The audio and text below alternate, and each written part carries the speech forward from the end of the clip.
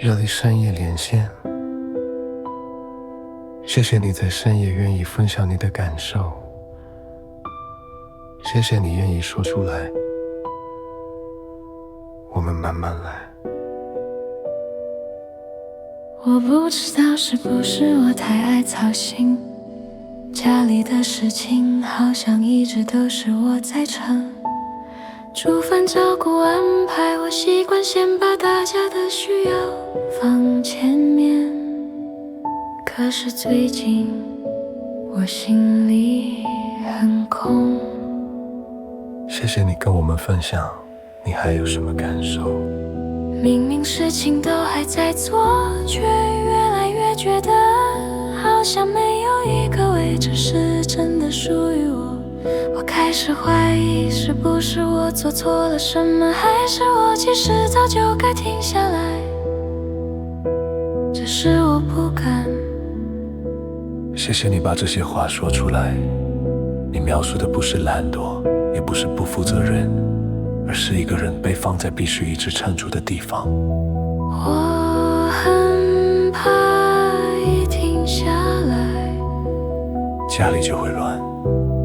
如果一个家只能靠一个人撑住，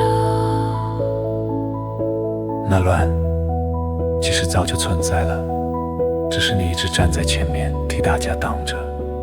所以我现在的累，不是因为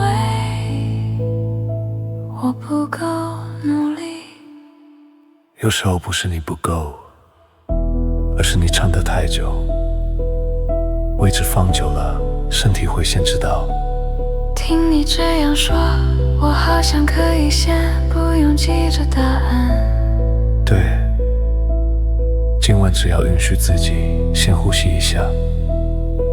如果你正在撑，不需要立刻放下，只要知道位置是可以被重新调整的。所以我现在的累，不是因为我不够努力，有时候不是你不够，而是你撑得太久，位置放久了，身体会先知道。听你这样说，我好像可以先不用急着答案。对，今晚只要允许自己先呼吸一下。如果你正在撑，不需要立刻放下，只要知道位置是可以被重新